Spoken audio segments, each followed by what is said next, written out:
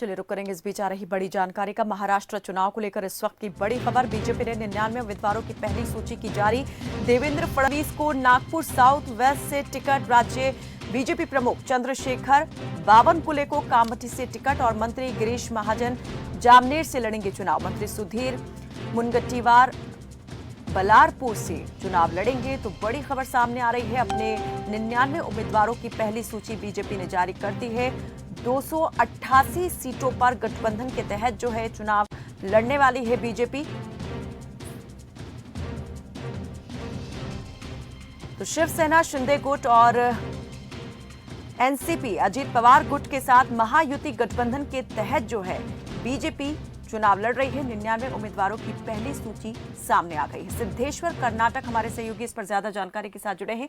जी सिद्धेश्वर, जरा बताएं, पहली लिस्ट बीजेपी ने जारी कर दी है, कितनों को बदला गया है, कितनों के टिकट यहां काटे गए हैं, कितना प्रयोग बीजेपी ने अपनी पहली लिस्ट में किया है?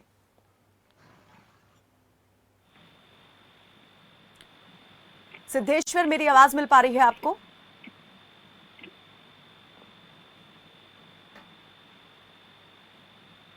चलिए, लगता है अभी हमारा संपर्क नहीं हो पा रहा है। तो आपको बता दें कि 288 विधानसभा सीटों पर चुनाव होना है। 20 नवंबर को वोटिंग होनी है और 23 नवंबर को नतीजा घोषित होगा। महायुति गठबंधन के तहत बीजेपी जो है महाराष्ट्र के सियासी अखाड़े में, चुनावी अखाड़े में ताल ठोक रही है। 99 उम्मीदवारों के नामों का ऐलान कर दिया गया है। डिप्टी सीएम फडणवीस के नाम का भी ऐलान हो चुका है।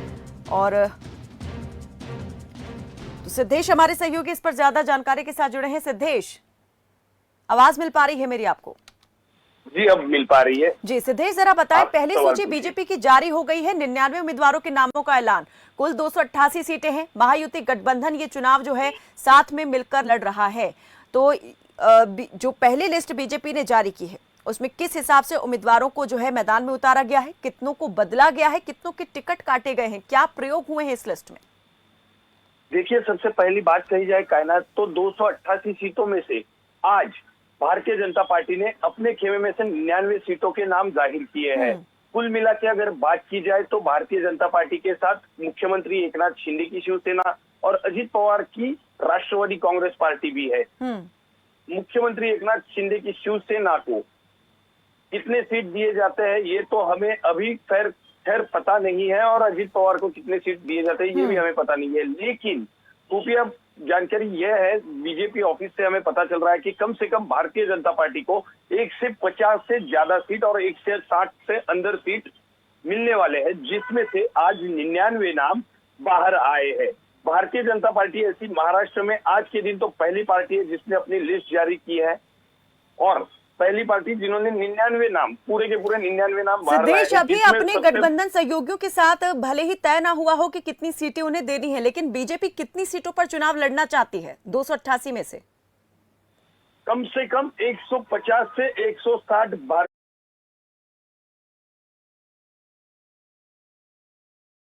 के पूरे हैं। अब आज के 99 अगर पकड़े जाए तो इसमें से 60 से 70 सीट अभी भी घोषित होने बाकी है भारतीय जनता पार्टी के खेमे में से।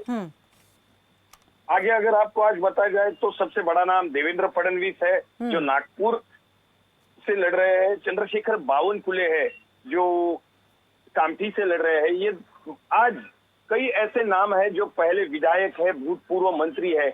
बहुत कम नाम है आज की लिस्ट में, 3 से 4 ही नाम ऐसे हैं जो अभी बाहर नहीं आए हैं, जिसमें से दिलीप कामली का नाम हो जो पुणे कैंटोनमेंट से विधायक है 2019 से, जिनका नाम आज सूची में नहीं है, क्योंकि कई बातें ऐसी है कि उनके क्षेत्र से उन्हें कुछ विरोध भी कर रहे हैं लोग, तो इसलिए उनका नाम नहीं है। ऐसे 3 से 4 ही नाम है।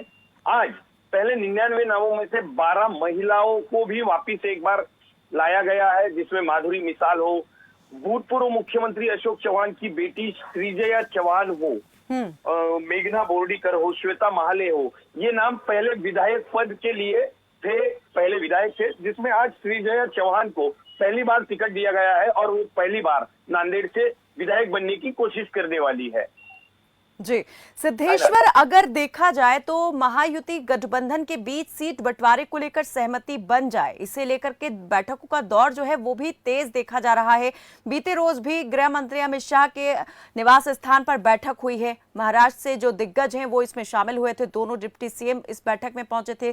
तो जरा ये बताएं कि कहीं यह लग रहा है कि बात अटक सकती है, किसी की तरफ से यहाँ पर जो है असंतोष जाहिर किया जा सकता है, या जितनी सीटें देने पर बात की जाएगी उतने मान जाएंगे? देखिए, 2 ही दिन पहले की बात है जब अमित शाह का बयान आया था कि हमने मुख्यमंत्री पद के लिए एकनाथ शिंदे को चांस दिया था, अब हमें कुछ ज्यादा सीटें चाहिए और उन 5-10 सीटों के लिए अजित पवार गुट और एकनाथ शिंदे गुट झगड़ा न करे। उसके बाद शाहजी बापू पाटिल जो एकनाथ शिंदे गुट के विधायक है, उन्होंने कहा था कि हम जब 2.5 साल पहले हमारी सरकार आई थी तब हम भी गुवाहाटी अपनी जान हथेली पे लेकर महाराष्ट्र से भागे थे। लेकिन अगर बात की जाए तो महायुति गठबंधन में कुछ भी ऐसे नाम नहीं आ रहे या कुछ भी ऐसी बातें सामने नहीं आ रही है कि जिसमें ऐसा लगे कि इस गठबंधन को कुछ प्रॉब्लम हो सके। लेकिन पिछले 2 से 3 दिनों में देखा जाए तो महाआघाड़ी गठबंधन, जैसे कि उद्धव ठाकरे गुट हो, शरद पवार गुट की राष्ट्रवादी कांग्रेस हो और कांग्रेस पार्टी हो, इनमें कुछ गलत चीजें लग रही है कि संजय राउत का बयान हो, नाना पटोले का बयान हो, जिसमें से उनके नाम बाहर आ नहीं रहे हैं। उन्हें और 2 से 3 दिन लग सकते हैं। ठीक है, बहुत शुक्रिया सिद्धेश्वर इस तमाम जानकारी के लिए। तो जानकारी ये भी मिल रही है कि करीबन 260 सीटों पर जो है सहमति तो बन गई है महायुति गठबंधन के बीच में, लेकिन 28 सीटें ऐसी हैं जिन पर वाद प्रतिवाद को लेकर जो है जो और दूसरे दल है, अजीत पवार एनसीपी अजीत पवार गुट की बात की जाए या शिंदे जो है शिवसेना शिंदे गुट की बात की जाए, उनके बीच अभी बात नहीं बन पा रही है। चलिए बढ़ेंगे आगे, एक और बड़ी जानकारी का रुख करेंगे। अगली खबर